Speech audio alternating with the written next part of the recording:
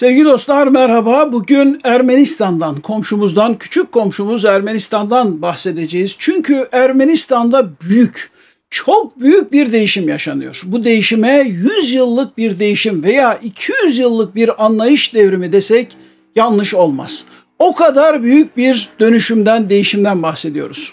Ermenistan Başbakanı Nikol Paşinyan yaklaşık 200 yıllık Ermeni kimlik inşasını yerle bir ediyor. Tabuları yıkıyor. Türk düşmanlığı üzerinden tanımlanan Ermeniliği ve Ermenistan kavramını yeniden tanımlıyor. Ermenilerin Rusya ile yürüdüğü bir asırlık yolu değiştiriyor. Erivan'ın yolunu batıya çevirmeye çalışıyor.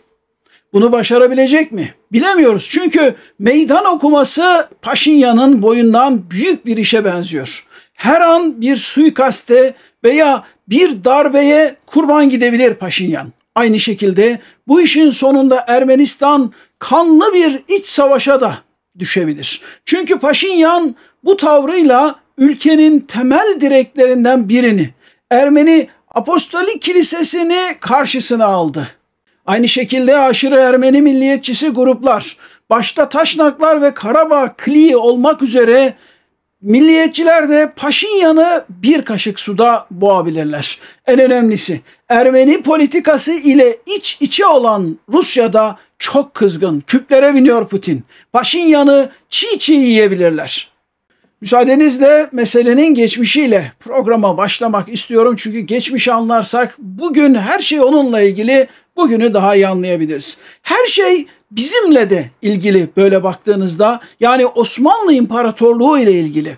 Ermeniler ile Türklerin en güçlü tanışması Selçuklular dönemine rastlıyor ve Anadolu'nun doğusunu yurt edinen Ermeniler zamanla Anadolu'nun tamamına yayıldılar ve zamanla askeri özelliklerini de kaybettiler. Anadolu'nun her bir yanına yayıldılar derken Anadolu'ya hakim olmadılar. Her şehirde küçük küçük işte esnaf, tüccar vesaire şeklinde bütün bu coğrafyada yer edindiler kendilerine. Bütün bu coğrafyanın şehirlerine taşındılar ve tek bir yerde yoğunlaşma özelliğini kaybetmeye başladılar. Fatih Sultan Mehmet zamanında İstanbul'da Ermeni Kilisesi kuruldu ve bu kilise Osmanlı idaresinin en önemli parçası haline geldi. Hala o kilise devam ediyor biliyorsunuz ve Ermeni Patriği de Kınalıada'da oturuyor. 19. yüzyıla kadar Ermeniler imparatorluğun güvencesi altında zenginleştiler. Müreffeh bir topluma dönüştüler. Ülkenin dört bir yanına yayıldılar ve Osmanlı Devleti'nin ayrılmaz parçası haline geldiler. Ermeniler ile Türkler ve Osmanlı Devleti tabii ki et ile tırnak gibi oldu. Birbirinden ayrılmaz bir hale geldiler. İmparatorluğun son yüzyılında 19. yüzyıl 20. yüzyıl başlarında ülkenin zenginleri arasında Rumların, Yahudilerin ve Ermenilerin ezici bir üstünlüğü vardı.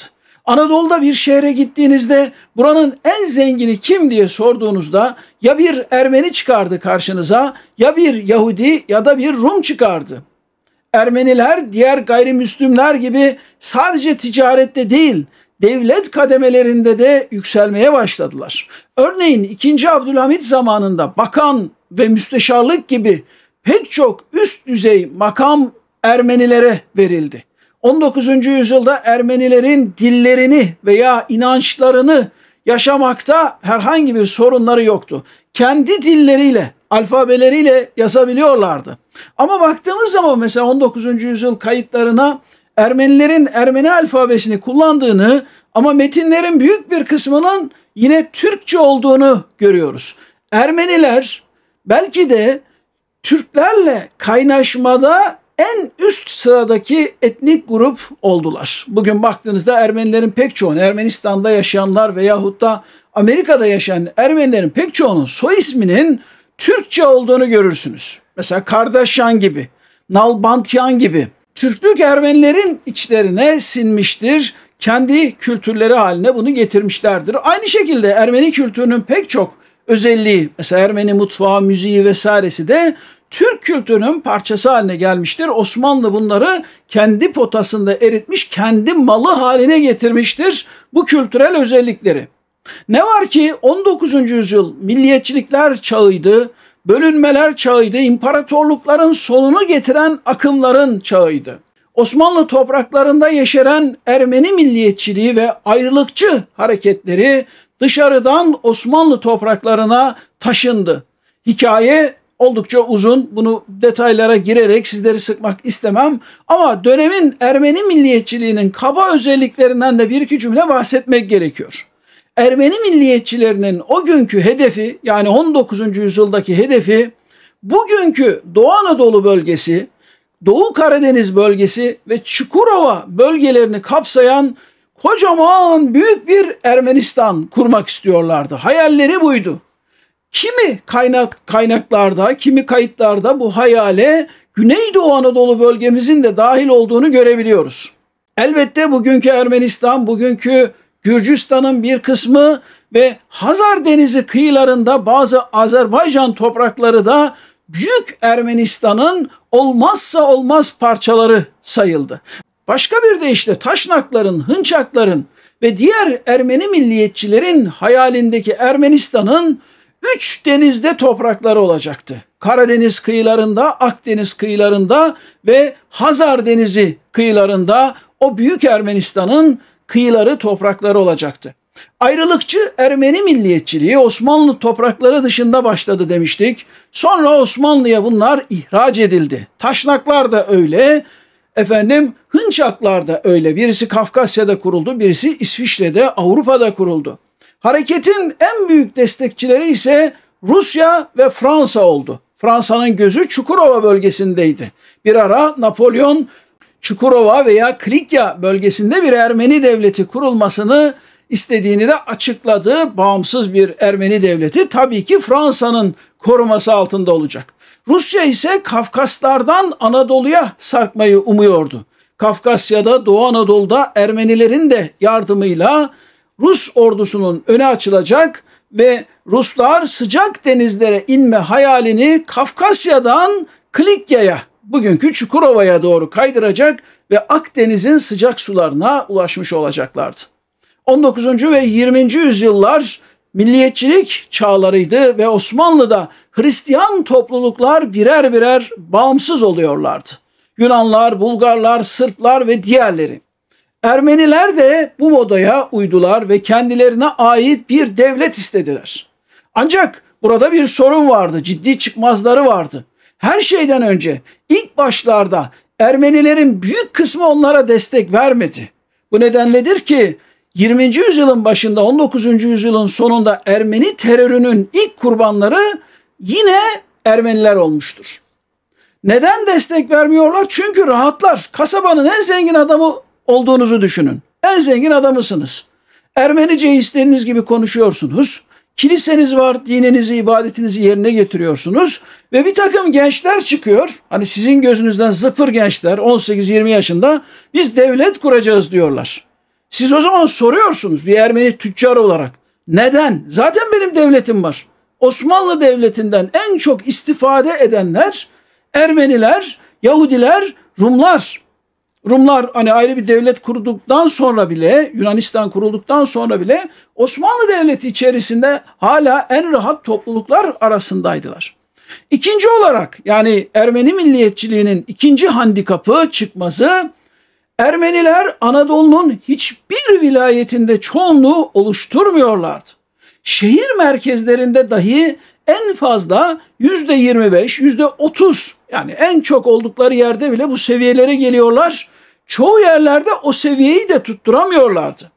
Köylere dağılmış, kasabalara dağılmış, şehir merkezlerinde işte esnaflık yapıyorlar, tüccarlık yapıyorlar. Her yerde varlar. Hangi kasabaya gitsen bir Ermeni değil, bir Ermeni topluluğu buluyorsun. Ama sorun şu ki hiçbir yerde çoğunluk değiller. Ermeni toplumu Anadolu'nun dört bir yanına yayılmış küçük göletler gibiydi. Bu toplulukların arası da kopuktu, yani coğrafi mesafeler vardı. Böylesine dağınık bir toplum için ayrı devlet kurmak şüphesiz imkansız bir hedefti.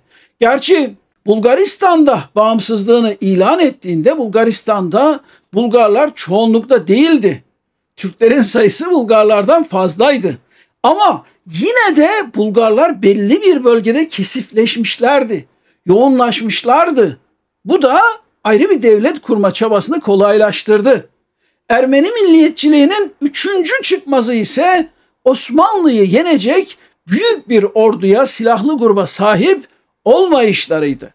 Taşnaklar ve hınçaklar bugün bizim terör diyebileceğimiz yöntemleri kullanıyorlardı. Vurkaç yapıyorlardı, gerilla harekatları yapıyorlardı, suikastler düzenliyorlardı.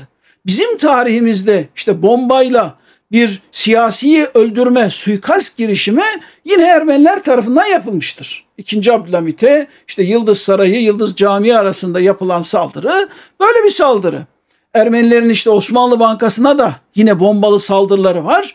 Bugün buna hani katıksız terör diyebiliriz. Bizim tarihimizdeki en önemli terör örnekleri Ermeni ayrılıkçı milliyetçileri tarafından yapılmıştır. Ve bizim kendi teröristlerimiz, hani tabir tırnak içinde kullanıyorum, bizdeki terör örgütleri de Ermenilerden çok esinlenmişlerdir.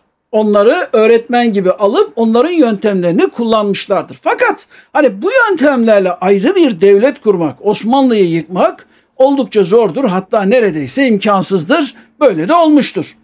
Bu çıkmazlar içerisinde Ermeni milliyetçileri çareyi başka ülkelere dayanmakta buldular. Rusya, İngiltere, Fransa, hatta Amerika Birleşik Devletleri Ermenilerin dostuydu ve eğer Ermeniler bir savaş çıkarabilirlerse Batılılar ve Rusya Ermenilerin imdadına yetişebilirlerdi. Ve savaşın sonunda da yapılacak bir anlaşma ile Osmanlı'ya denirdi ki buralar Ermenilere verilecek, orada Ermenistan kurulacak. Ermeni milliyetçileri birkaç başarısız denemeden sonra gelen Birinci Dünya Savaşı'nı çok büyük bir fırsat olarak gördüler. Birinci Dünya Savaşı'nda Osmanlı yenilecek, yıkılacak ve Osmanlı'nın doğu kısımları Ermenilere verilecekti. Hayal buydu. Bu savaşta silahlı Ermeni gruplar Rus ordusunun yanında savaşa katıldılar. Hem istihbaratçı olarak hem bizzat asker olarak katıldılar. Van gibi bazı Doğu illerinin istilasında Ermeni lejyonları özel bir rol oynadı. İşin kötü tarafı Osmanlı'nın doğusunda çok sayıda Ermeni daha barış zamanında savaştan önce Rus vatandaşlığına geçmişti. Yani Osmanlı tebaası görülüyor ama diğer taraftan bunlar Rus çarının tebaasıydı. Ruslarla savaşırken Osmanlı ordusu iki ateş arasında kaldığını fark etti ve ağır darbeler aldı. Önde Rus ordusu var, savaşıyorsunuz ama arkadan da vurkaç yiyorsunuz. Geri çekiliyorsunuz, oradaki ahalinin istihbarat gönderdiğini fark ediyorsunuz. Ermeni milliyetçileri Doğu Anadolu'yu kendilerine vaat edilmiş topraklar olarak gördüklerinden bölgenin etnik temizliği içinde gayret ettiler. Tabi bunu söylerken bazı taşnak gruplarından bahsediyoruz. Bölgedeki Kürtleri, Türkleri, daha ziyade onlar Türk'ten ziyade Müslüman diye bakıyorlardı. Onları belli yerlerden sürmeye çalıştılar ve olası Ermeni devleti için alan açmaya gayret ettiler. Yüzlerce yıl aynı köyde, aynı kasabada, aynı şehirde komşu olarak yaşamış insanlar bir süre sonra eli kanlı komşulara dönüştüler. Birinci Dünya Savaşı Ermeniler için çok büyük bir yıkım oldu. Çok büyük bir trajediye döndü.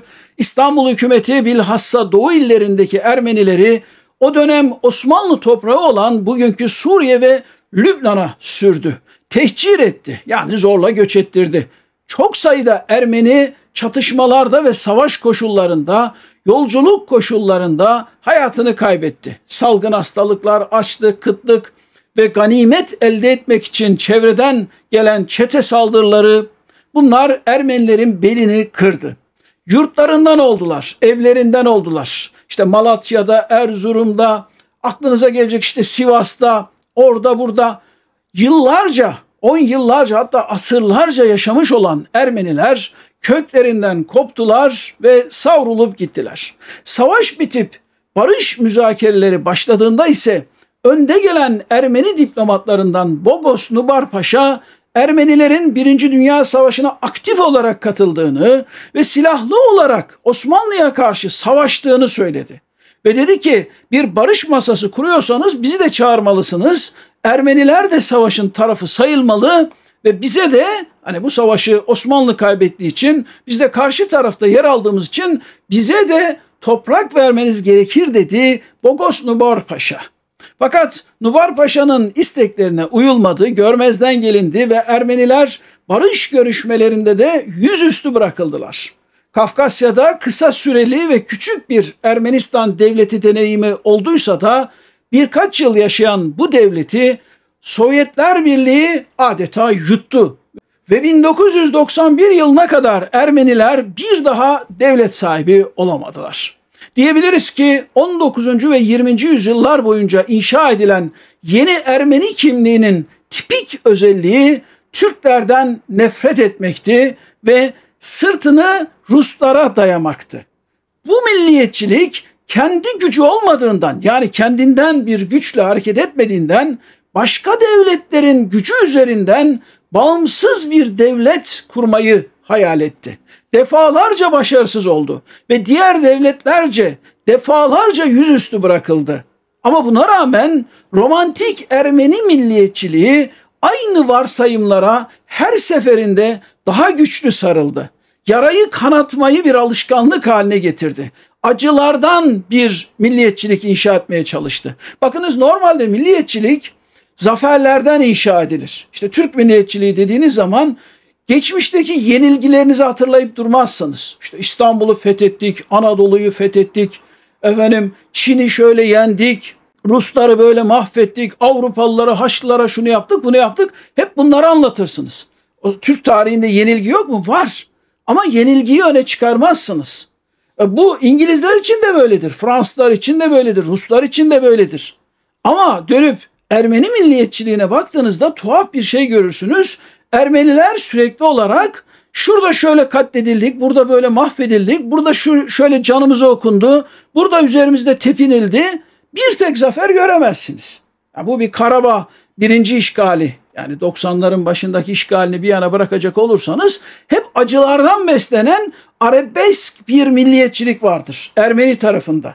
Bu milliyetçilik acılardan beslendiği için zaten zafer istemiyor.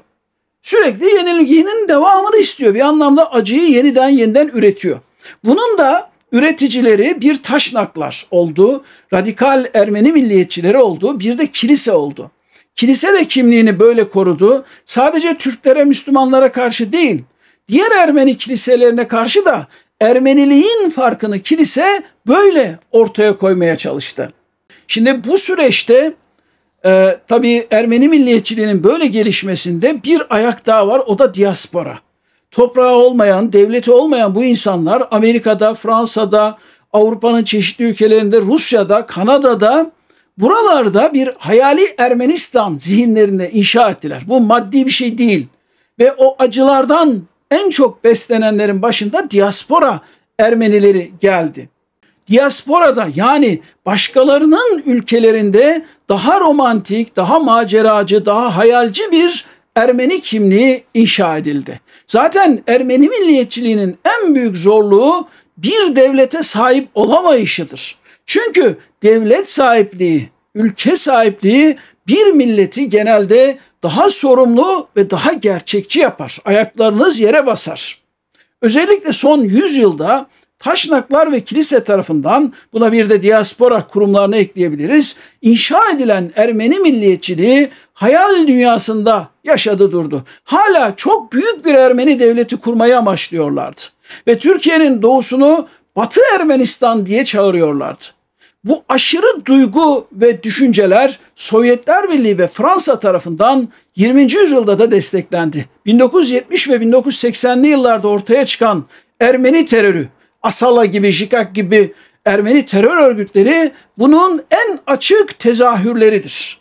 1991 yılına gelindiğinde Sovyetler Birliği dağıldı ve onu oluşturan cumhuriyetler bağımsız oldular, biliyorsunuz. Tıpkı Azerbaycan ve Gürcistan gibi Ermenistan da bağımsız bir devlet oldu. Nihayet Ermenilerin de bir devleti vardı artık.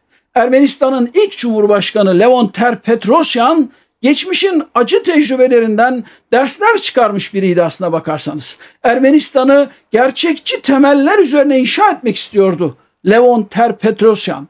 Neydi o gerçekler? Ermenistan küçük bir devletti ve nüfusu 3 milyon civarındaydı. Ermenistan Türklerle ve Müslümanlarla çevrili bir okyanusun ortasında küçücük bir ada gibi görünüyordu. Yine Ermenistan denizlere çıkışı olmayan, dünyanın en yüksek dağları tepeleri üzerine tünemiş küçücük bir kuş gibi görünüyordu. Ve Ermenistan'ın ne doğal zenginlikleri vardı, ne madenleri, altını, petrolü, hiçbir şey yok. Ve hazırda bir serveti de yoktu. Ermenistan'ın toprakları verimli de değildir. Yani o dağlar, tepeler, soğuk hava, orada ne yetişebilirse o vardır. 1918-1920 yıllar arasında kısacık bir dönem yaşamış olan 1. Ermenistan'da insanlar kıtlıktan kırıldılar. Hesap edin.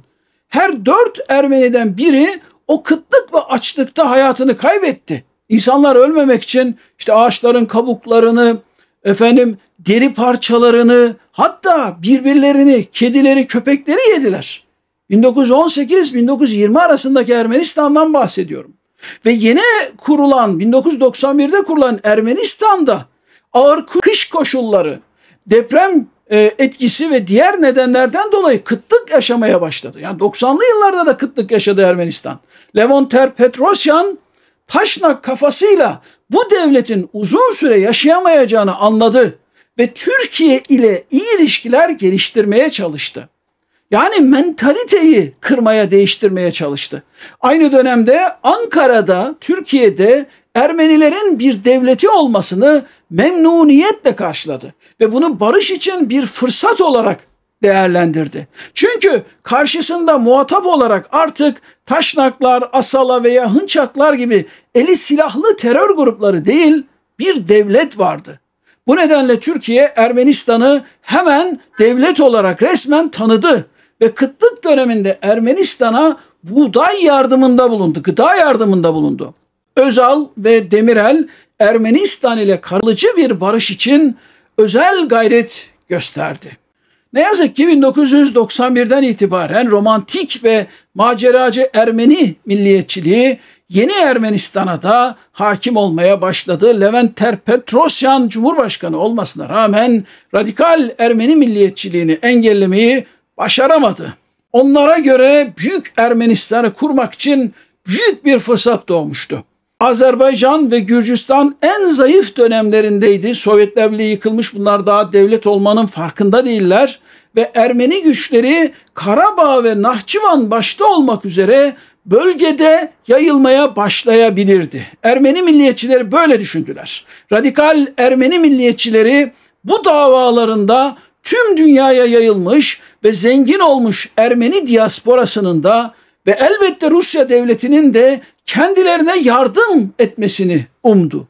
Karabağ'daki çatışmalarda Rus ordusu Ermenilere doğrudan yardım etti ve Azerbaycan'ın en az 5'te biri Ermeni işgali altına girdi.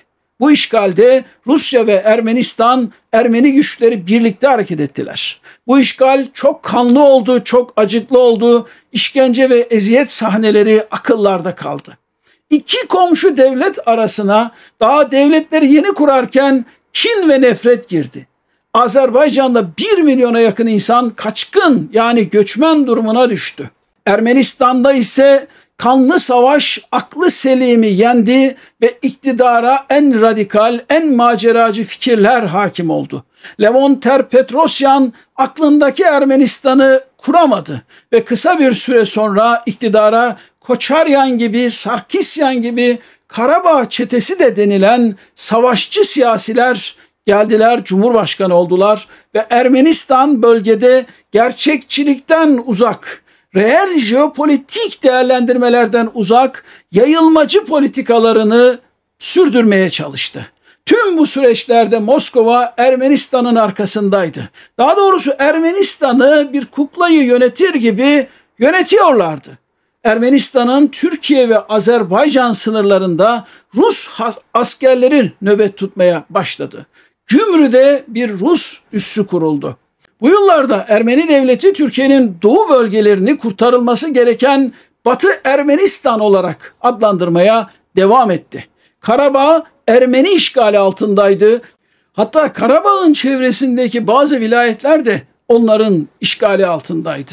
Ama romantik Ermeni milliyetçileri çok daha fazlasını istiyorlardı. Karabağ almak yetmezdi.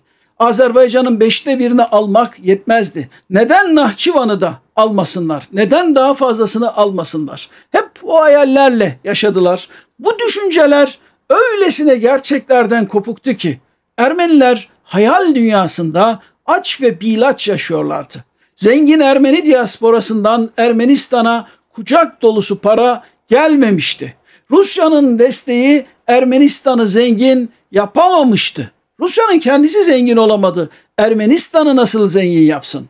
Savaş ve çatışma hali elde avuçta ne varsa tüketmişti.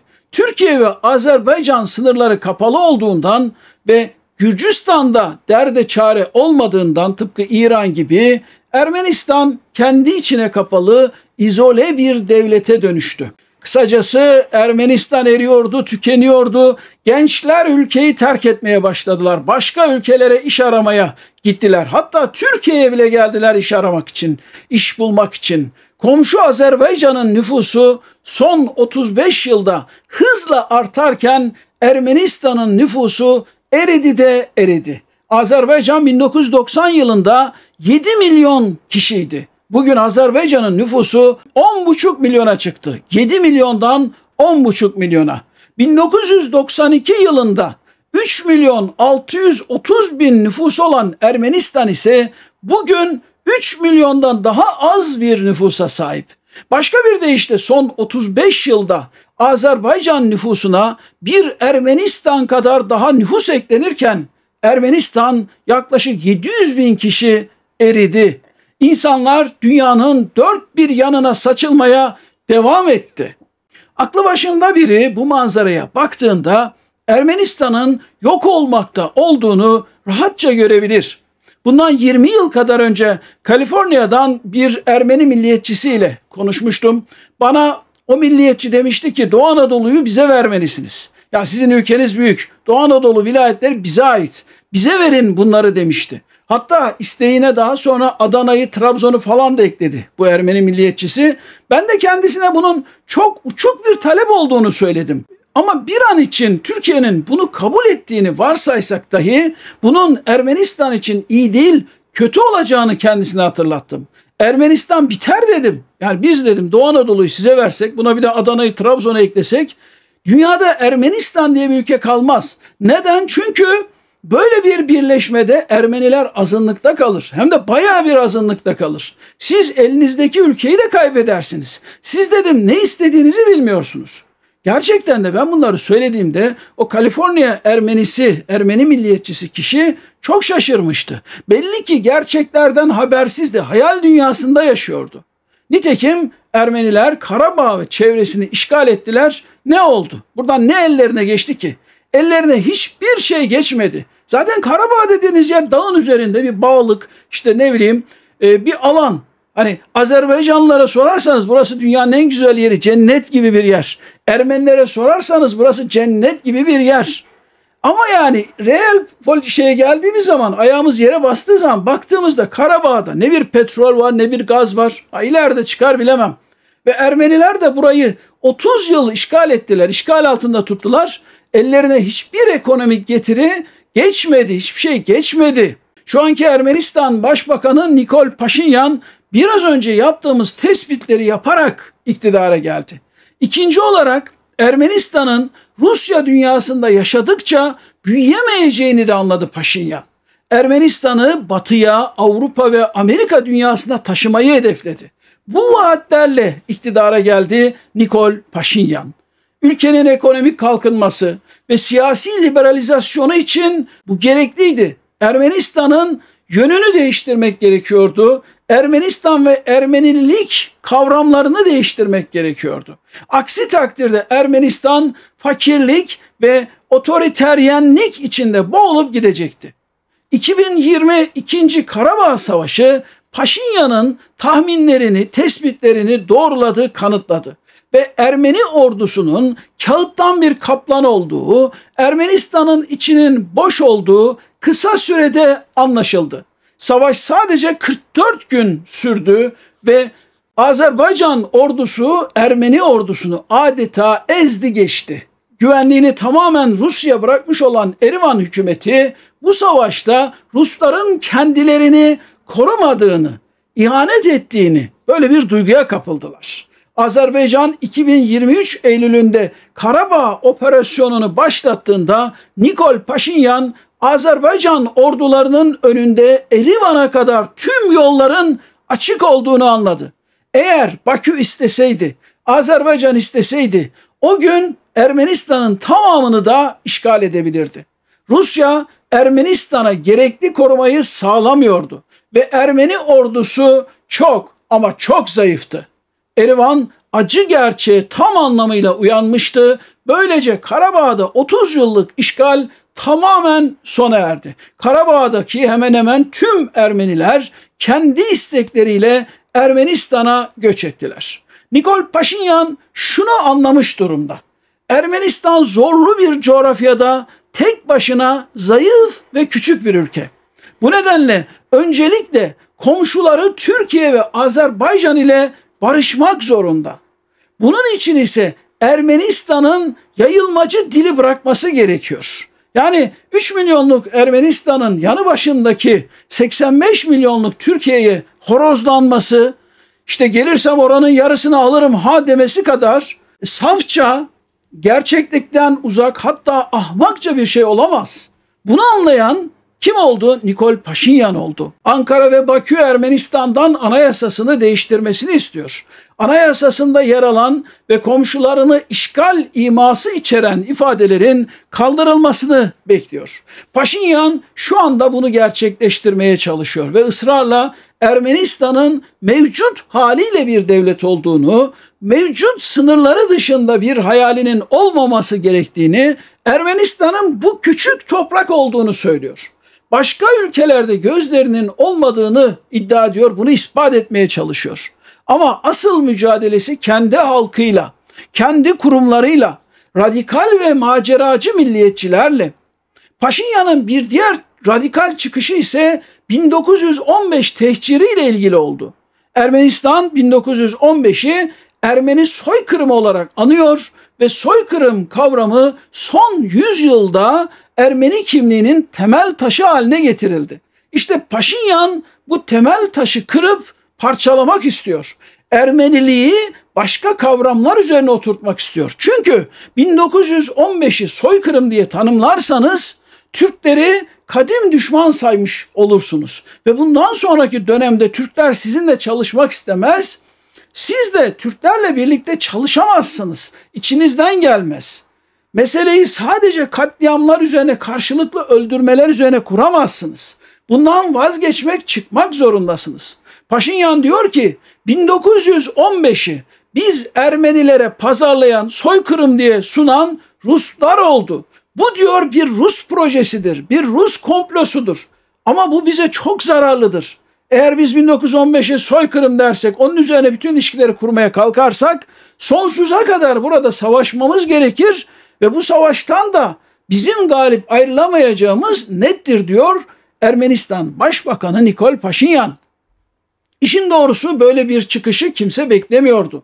Bir Ermeni başbakanının Ermeni soykırımı iddiasından vazgeçmesi akla gelir bir değişim değildi ama oldu. Paşinyan bu maksatla Türkiye ve Azerbaycan'a her fırsatta zeytin dalı uzatıyor. Örneğin Karabağ işgalinden kalan 4 köyü Azerbaycan'a zorluk çıkarmadan hemen iade etti. Bu nedenle de Ermenistan'da Paşinyan'ı kınayanlar oldu. Onu vatan haini ilan ettiler. Paşinyan kendi bölge gerçeklerini kabul eden, komşularıyla barış içinde bir Ermenistan kurmak istiyor. Onun bu çıkışı Ermeni kilisesine, Karabağ çetesine, yani Ermeni derin devletine ve Ermeni radikal milliyetçilerine açık ve sert bir meydan okuma. İkinci olarak Paşinyan Ermenistan'ı Moskova'dan koparıyor, Rusya'dan koparıyor. Bir asırdan daha eski bağları koparıp atıyor. Bu nedenle Rusya'da Paşinyan'ı bir kaşık suda boğabilir. Anlaşılan o ki Rusya ve Ermenistan'daki adamları, işbirlikçileri Paşinyan'ı devirmek için birkaç darbe veya suikast girişiminde bugüne kadar bulundular bile. Ama bunda başarılı olamadılar şimdilik. Paşinyan Ukrayna Savaşı'nda açıktan Ukrayna'yı destekledi. Batı'yı destekledi. Rusya'yı kınadı Birleşmiş Milletler'de. Bu da Rusya'yı çıldırttı. Şimdilerde Paşinyan Ermenistan'ı Avrupa Birliği'ne sokmaya çalışıyor ve Ermenistan'ı Moskova'nın yörüngesinde bir teşkilat olan Müşterek Güvenlik Anlaşması örgütünden çıkarmaya çalışıyor. Rusya Dışişleri Bakanı Lavrov bu kopuşu görerek Ermenistan'ı adeta tehdit etti. Ve en son Kırgızistan'daki örgüt toplantısında komşularından ve dostlarından uzaklaşan bir Ermenistan'ın bundan fayda sağlayamayacağını söyleyerek adeta cezalandırma imasında bulundu. Ermenistan, Kırgızistan'da yapılan en son Müşterek Güvenlik Anlaşması örgütü toplantısına Dışişleri Bakanı'nı yollamadı. Oysaki Ermenistan o örgütün üyesi biliyorsunuz. Erivan bugünlerde çok hareketli. Geçen hafta 25 Haziran'da Ermenistan savcılığı Başpiskopos Bagrat Galstanyan'ı tutukladı. 2 gün sonra ise Şirak Başpiskoposu Mihail Ajapahyan tutuklandı. Suçlama nedir derseniz suçlama darbe girişimi ve kiliseyi devlet işlerine karıştırmak, yasa dışı şekilde karıştırmak. Ermenistan'da devlet ile kilise şu anda saç saça baş başa kavga halinde, karşı karşıya. Başka tutuklamalar da var. Bunların başında ise iş adamı, para babası Samvet Karapetyan geliyor. Karapetyan aynı zamanda Rusya vatandaşı, yani çifte vatandaş ve Ermeni kilisesinin de en büyük bağışçılarından Karapetyan. Ermenistan savcılığı tutukluların ve çevresindekilerin darbe hazırlığında olduğunu söylüyor. Bunun için emekli polis ve emekli askerlerden oluşan 1000 kadar kişiye iş vermişler. Bu 1000 kişinin yol kesmeyle, internet akışını durdurmayla, gösteri yapmayla ve şiddet olayları başlatmayla görevlendirildiği düşünülüyor. Yani önce sokaklarda bir kaos çıkaracaklar, sonra da Nikol Paşinyan hükümetini devirecekler. Planlar bu şekildeymiş. Bakın, Ermenistan gibi küçük bir ülkede 1000 kişiyi böyle görevlendirmek büyük bir operasyondur. Bu işin arkasında Rusya'nın olduğunun en bariz işaretlerinden, emarelerinden biri bu. Ve bu işin içerisinde kilisenin de olması çok düşündürücü. Kilise Başbakan Paşinyan'ın Türk olduğunu iddia ediyor. Müslüman olduğunu ima ediyor. Başpiskopos Paşinyan için sünnetsiz diyor. Kiliseye göre Paşinyan Azerbaycan'a tavizler veren, toprakları peşkeş çeken, Türkiye'ye tavizler veren, soykırımı inkar eden bir vatan haini.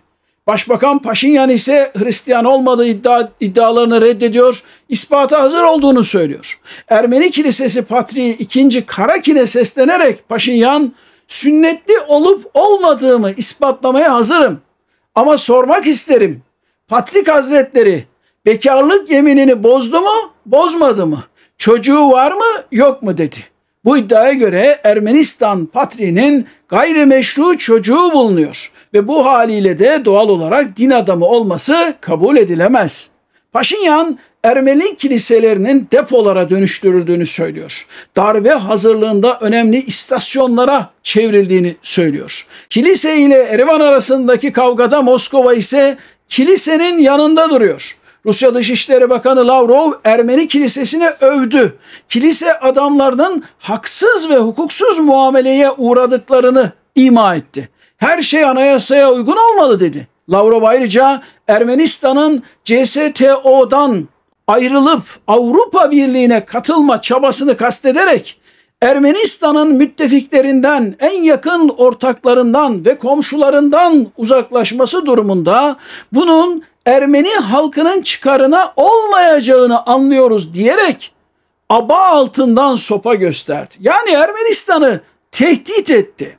Ermenistan bu açıklamalarla çıldırdı ve Rusya'nın iç işlerine karıştığını iddia etti. Aynı günlerde Avrupa Birliği Dış Politika Şefi Kaja Kallas Erivan'ı ziyaret etti ve Kallas dedi ki Avrupa Birliği ile Ermenistan hiç olmadıkları kadar birbirlerine bugün yakındırlar. Başından beri söylüyorum, Ermenistan ile kalıcı bir barış için Türkiye ve Azerbaycan'ın elinde altın bir fırsat var. Bu fırsat penceresinin uzun süre açık kalacağını zannetmiyorum. Rusya ve Ermenistan içindeki müttefikleri Erivan'da iktidarı değiştirebilirler veya ülkeyi bir iç savaşa sokabilirler. Tüm bunlar Rusya'nın Ermeni topraklarına daha kuvvetli yerleşmesine yol açabilir. Zaman daralıyor, zaman azalıyor. Ermenistan içinde, bölge barışı içinde. Uzun bir yayın oldu. İzlediğiniz için çok teşekkür ediyorum. Önemli şeyler vardı. Tarihi arka planı anlatmak zorundayız. Bu nedenle bir miktar uzatmak durumunda kaldım. Sabrınıza sığındım. Tekrar teşekkürler. Sonraki yayında görüşebilmek dileğiyle. Kendinize çok iyi bakın. Hoşça kalın.